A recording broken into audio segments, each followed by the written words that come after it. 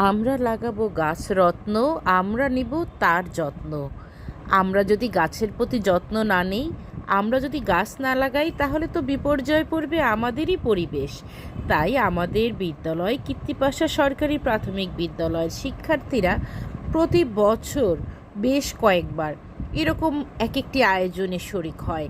তারা সে গাছগুলো নিজের হাতে লাগাবে, গাছে পানি দেবে এবং যত্ন নেবে, এবং এই গাছগুলো তারা তাদের প্রাণের বন্ধু হিসেবেই তারা মনে করে।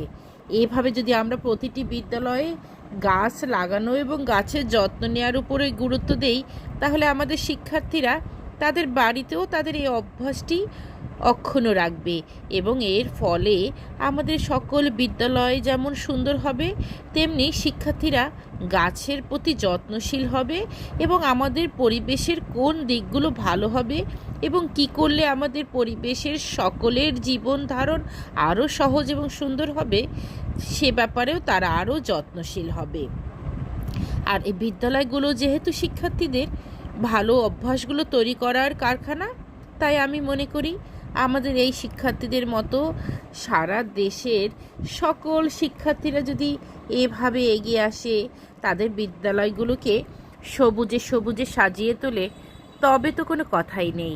ঠিক আজ যেভাবে আমরা আনন্দের সাথে আমাদের গাছগুলোকে রোপণ করেছি, ঠিক সেভাবে প্রতিদিন যদি পালাক্রমে প্রতিটা ক্লাসে তাদের সেই প্রতিনিধিরা যদি সেই গাছগুলোর প্রতি একটু কেয়ার করে, তাহলে আমার মনে হয় গাছগুলোকে যেভাবে আমরা রক্ষা করতে পারবো, তেমনি আমাদের পরিবেশেরও ভারসাম্য রক্ষা হবে।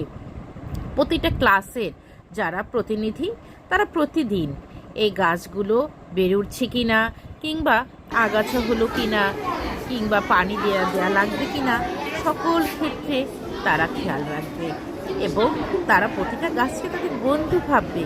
এই বন্ধুগুলো আমাদের পরিবেশকে যেমন ভালো রাখবে, আমাদের বিশুদ্ধ বায়ুর ব্যবস্থা করবে, তেমনি প্রতিটা বিদ্যালয় হবে একটি ছায়াঘন সুনিবিড় শান্তির নীড়ের মতো। আর আমরা সেই শান্তির নীড়েরই প্রত্যাশা করি। আমরা স্বপ্ন দেখি সেই বাংলাদেশ, সবুজ ছায়া ঘেরা সুন্দর পরিবেশ। আমাদের তো বেঁচে থাকতে হবে, আর শিক্ষার্থীদের ভিতরে সেই চেতনাই আমরা জাগ্রত করি। কমপক্ষে প্রতিটা শিক্ষার্থী যেন 2টি করে গাছ লাগায়, সেটা তার বাড়িতেও এবং বিদ্যালয়েও।